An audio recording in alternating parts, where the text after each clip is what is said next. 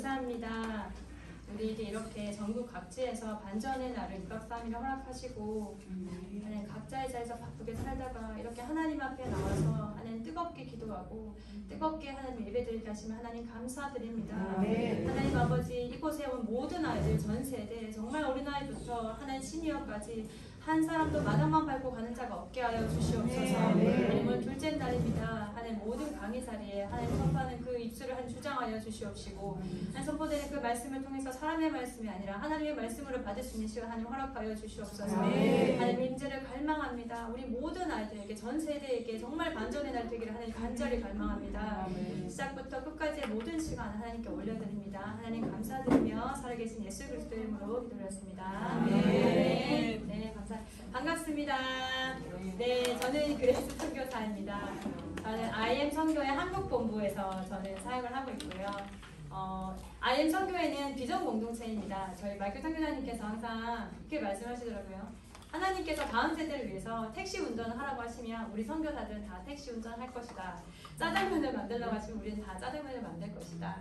어제 제 역할은 저는 단체 등록이 제 역할이었어요. 그래서 그 전에는 지금 한 1,100명 정도가 저희가 등록을 했는데요. 그 전엔 열심히 1,100명의 명단을 만들고 지우고 취소하는 거 정리하고 입금 확인하고 제가 재정도 관리하거든요, 선교에서. 그런 역할 제 역할이었고 그리고 오늘은 또 재정관 강의로 여러분을 만나 뵙게 되었습니다. 저를 간단하게 소개를 하자면요. 저는 회심한 지가 이제 6년 반 정도가 되었어요. 모태신앙이고 어머니께서 전도사신데 지금도 사역을 하셔요, 어머니는. 근데 선대의 크리스찬으로 살다가 하나님께서 6년 반 전에 저를 불러주셨어요. 직장을 다녔는데 나 이직을 해야지 거룩한 마음이 하나님 만나야지 그런 거룩한 마음이 아니라 회사를 좀 제가 재정적인 부분에서 제가 재정팀에서 일을 하고 있었거든요. 그래서 좀 더 정직한 회사에서 일하고 싶다. 그 기도 제목으로 하나님께 갔어요. 이직을 하기 위해서 갔거든요. 새벽 기도라는 것을 처음 시작을 했는데 하나님은 저를 향해서 다른 목적이 있으셨더라고요. 하나님께서 불러주셨고 그리고 3년 동안은 정말 엄마로만 살 수 있는 아무것도 주어지지 않는 힘든 시간이 주어졌지만 돌아보니 그것도 감사한 것이 엄마로 오롯이 살 수 있는 시간을 허락하셨구나 라는 것을 알게 되었고 그리고 3년 전에 제가 섬기던 교회에 제가 대구 사람이거든요. 대구에 있는 어떤 교회에 마이클 선교사님께서 히스토리 메이커라는 것으로 반증 집회를 오셨어요. 그 집회 후에 저희 교회에 있었던 대안학교를 하셨던 분이 마이클 선교사님 그 IM 선교회를 초청을 해서 부모학교를 6주를 여셨어요. 그래서 토요일에 한 분씩 이렇게 선교사님들께서 오셔서 저도 똑같이 지금 부모학교 같은 느낌이죠. 저도 한 부모의 한 명으로서 여러분처럼 이렇게 앉아 있었고 그렇게 선교사님들께서 이렇게 강의를 해주셨어요. 그렇게 6주간의 시간이 끝나고 좀 우연한 계기로 마이클 선교사님과 제 남편이 좀 연결이 되었었고 그래서 어느 날 갑자기 이제 펄 선교사님이 부모학교 담당 교장이었거든요, 당시 2018년도에. 그래서 저희 남편이 정수기 관련 일을 하다 보니 대전에 지나가면 정수기 한번 고쳐달라 이렇게 했었는데 정말 우연히 지나가다가 한번 갔어요. 근데 마이클 선교사 아시죠? 약간 홍길동 같으시고 미국에 있다가 필리핀에 있다가 그런데 그날 정말 우연히 갔는데 그날 4층에 계셨던 거예요. 집에 오라고 하셔가지고 처음 대면하는 초면에 저한테 필리핀에 들어가는 게 어떻습니까? 그때 집사였거든요. 필리핀에 들어가십시오 이렇게 네? 정말 아니 공교육을 아주 둘이 잘 다니고 있고 남편도 직장 잘 다니고 있고 필리핀에 들어가라. 근데 이게 또 하나님 음성인가? 또 이렇게 해서 그러면 우리 또 기도하는 사람들의 한 템포 쉬는 얘기 있잖아요. 기도해 보겠습니다 있잖아요. 그래서 기도해 보겠습니다 하고 또 열심히 기도했죠. 이게 마음에 꼭 해야겠다 가야겠다는 마음이 오지 않는 거예요. 그래서 하나님 너무 좋은데요. 하나님 정말 근데 가라고 하시면 제가 갈게요. 다 내려놓고 갈게요. 집도 정리할게요. 그런데 하나님 저는 한국에 있으면 너무 좋겠습니다. 이런 과정이. 그렇게 기도를 하고 있었죠. 근데 어느 날 또 남편을 통해서 또 마이클 선생님 연락이 와서 집사님 한국에 CBUP라는 과정이 생겼습니다. 제가 1기거든요. CBUP. 살지 빌더 프로젝트라고 해서 교육 선교사 과정이고요. 지금 IM 러닝이라는 홈페이지를 통해서 12주의 과정으로 인터넷을 통해 들을 수 있는데 저는 1기라고 했잖아요. 한 달에 대구에서 대전까지 매월 1년을 하는 동안 매월 대전을 갔고 그리고 제시카 선교사님이 그 바인더 담당이셨는데 밴드로 1년을 그것을 찍어 올리면서 정말 내 삶을 다시 돌아보게 되고 이제 이런 시간 한 1년을 가졌고요. 처음에 연결했었을 때 이런 마음이었어요. 하나님 저는 저희 교회의 그 사역이 지금도 일어나지 않았습니다. 사역이 언제를 할지 모릅니다. 그러나 이것이 하나님께서 사람과 사람을 연결해서 일을 하시니 저는 이것이 어떤 연결점이 될지 모르니 저는 가겠습니다. 이런 마음으로 저는 기도하는 마음으로 그걸 했었고요. 근데 1년 동안 아무 일도 일어나지 않았어요. 그 1년 동안 뭘 했냐면 중등교사를 생겼거든요. 하나님께서 부르실 때 처음부터 엄청난 자리를 예비해 두시지 않습니다. 그 자리에는 그냥 내가 주어진 그냥 정말 저는 엄마였어요 그때는. 근데 내가 다음 세대 사역자로 콜링은 6년 반 전에 하셨거든요. 그래서 내가 뭘 하지? 다음 세대를 위해서? 심리학 1년을 전공했고요. 청소년 상담사를 땄고요. 놀진 않았어요. 워낙 바쁘게 살아가는 습관이 되기도 했었고. 그래서 그러면 내가 사역을 뭘 하지? 그러면 말 안 듣는 그 중등 아이들 섬겨야 되겠다 해서 대구 정말 덥거든요. 근데 여름이든 겨울이든 가지 않고 매일 학교 전도 나갔어요. 그래서 믿지 않는 아이들한테 저희 반 아이들 처음에 2명인가 붙여주셨는데 나중에 한 15명까지 계속 전도해서 데리고 오고 아침에 주일날 아침에 아이들 태우러 가고 이렇게 해서 매일 그 사역의 자리에 있었어요.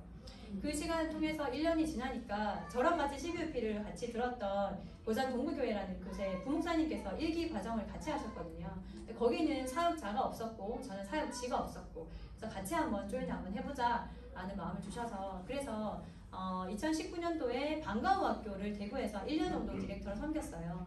그리고 2020년도는 제가 사역지를 옮겨서 안성이죠. 지금은 안성이 없습니다만 안성에서 초등 사역을 한 6개월 정도 했었고요. 그리고 작년에는 정말 저희 어마어마한 저희 이제 중등 디렉터 자리를 맡겨주셔서 중등이면 중학교 1학년, 2학년, 3학년만 있거든요. 어땠을까요, 여러분? 상상만 해도 막 진짜 서프라이즈지 않습니까? 정말 놀라운 일들이 정말 많이 있었는데 참 감사했어요. 많은 관심거리가 있고요. 여기 캠프생 중에 한 명 저를 굉장히 속을 많이 썩였던 한 아이가 지금 와 있는데 그 아이가 진짜 고비캠을 나와서 막 찬양을 하고 막 이런 모습을 진짜 하나님 살아계십니다, 여러분. 저희만 봐도 그렇지 않습니까? 저는 저를 볼 때 그렇거든요. 내가 나를 보니 정말 하나님 살아계신다. 이거는 저희 가족들의 고백이기도 해요. 그래서 저희 어머니가 나는 네가 선교사 될지 진짜 그래서 저희 남편이 본인이 더 놀랬다고 막 이렇게 고백을 하십니다. 저는 어머니 기도를 참 많이 잡고 바라. 저는 굉장히 속을 많이 썩이는 청소년이었어요. 남동생이 있는데 남동생은 굉장히 바르게 막 모든 저희가 사택에 항상 살았거든요. 어머니 전도사님이시니까 저희 남동생한테는 너는 목회자가 깜이야. 너는 목회자가 되어야 돼. 너무 신앙 좋고 막 얘는 똥을 흘 때도 죽여 막 이렇게 줬으니까 정말 어릴 때부터 신앙이 좋았거든요. 근데 얘를 보면 누가 봐도 성품도 좋고 얘는 목회자 깜이야. 저를 보면 항상 막 혀를 차셨어요. 에이그 전도사 딸이 막 이렇게 하셨거든요. 근데 제가 반전은 뭐냐면 저는 그래서 어머니의 눈물의 기도를 엄청 많이 받았어요. 저를 두고 얼마나 기도를 많이 하셨는지 제가 회식을 하고 직장을 전 재무팀이라고 말씀을 드렸잖아요. 근데 청소년 사역을 하게 된 계기가 기도를 하는데 하나님 부르셨고 음성을 들려주셨고 뭐랄까요 하나님 하는데 다음 세대라는 마음을 주셨어요. 너무 뜬금없잖아요. 재무팀과 다음 세대에 무슨 연결고리가 있는가. 어머니는 전화했어요. 엄마 내가 기도를 하는데 6개월을 기도했어요. 음성을 들을 때까지 회심을 하고 왜냐면 직장도 갑자기 끊겼고 아무 할 것도 없고 뭘 해야 될지도 모르겠고 뭐 할까 하나님 부르셨잖아요. 말씀하셔야죠. 6개월을 했어요. 어느 날 다음 세대라는 마음을 썼어요. 엄마 좀 이상한데 하나님이 나한테 다음 세대 사역을 하라고 하는데 그러는데 갑자기 스쳐 생각난 게 뭐냐면 제가 중학교 2학년 때 어머니가 은혜야 다음 세대 사역하는 거 어때? 2번 얘기하셨거든요. 근데 그때는 그 엄마 생각이지 대꾸도 하지 않았어요. 알잖아요. 제가 손가락 막 차는 그런 학생이었기 때문에 어머니 말 듣겠어요. 흘려 넘겼는데 그때 그 생각이 싹 스쳐가는데 어머니께서 뭐라고 하시냐면 은혜야 저 올해 44이거든요. 은혜야 사실은 38에 회심을 했어요. 네가 15살 때부터 내가 계속 기도 심었어. 너 다음 세대 사역하라고 계속 기도 심었어. 네가 전혀 다른 길을 갔었고 전혀 다른 전공을 선택했지만 나는 기도했어. 하나님이 나한테 마음 주셨어. 그 얘기를 하시더라고요. 그렇구나. 어쩐지 다음 세대 사역해야 될 것 같더라.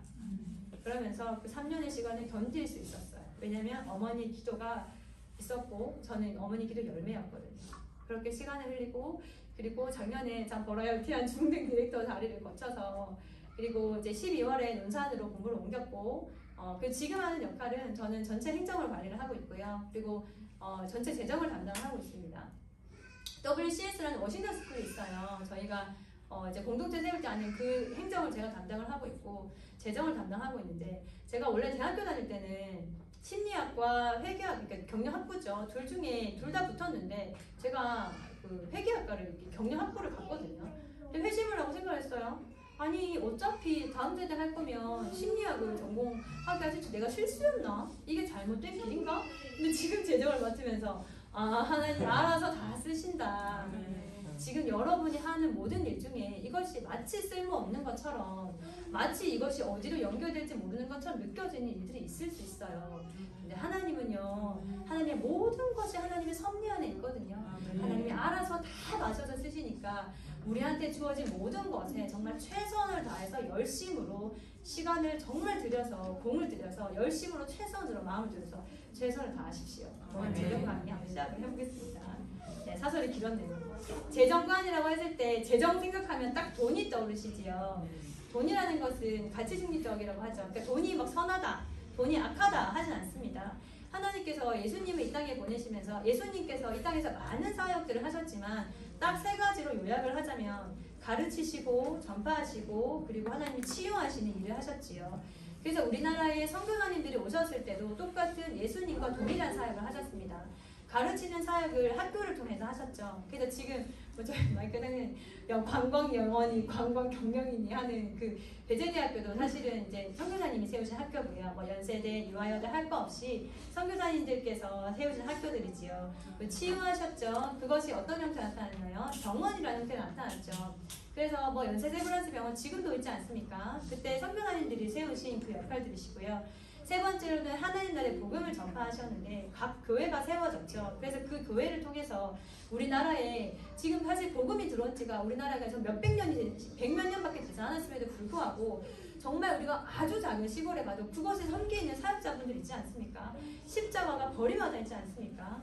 그렇게 선교사님들의 피로 세워진 이곳에 예수님께서 그렇게 사역을 하셨을 때 이 재정이라는 것도 생각해보면 이 세 가지 안에 돈이 없으면 사실 할 수 없는 일인데요.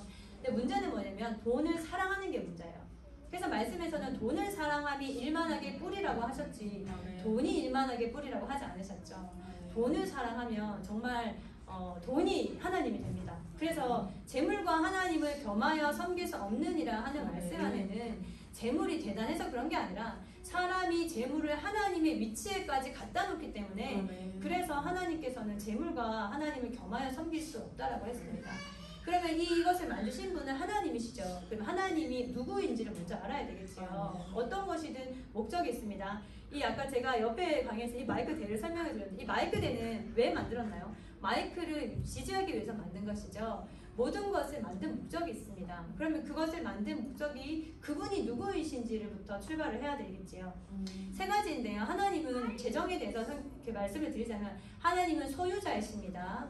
하나님은 통치자이십니다. 하나님은 공급자이십니다. 다시 한번 말씀드릴게요. 하나님은 모든 것을 소유자이시고요. 하나님은 통치자이시고요. 하나님은 공급자이십니다. 이 세상 모든 피조세계 가운데 하나님이 소유하시지 않는 것은 하나도 없습니다. 내 명의 아파트가 있을 수 있죠. 그러나 그것은 내 명의로 됐다 하더라도 하나님께서 허락하셨기에 나의 소유가 되었을 뿐이지 모든 것의 원천은 하나님이 소유하시는 겁니다. 근데 간혹 저는 다른 사람들보다 정말 밤을 새서 일을 해서 저는 그것을 말을 했는데요. 저는 그래서 연봉이 더 많은데요 라고 하잖아요. 아닙니다. 재물 얻을 능력을 주시는 분도 하나님이십니다.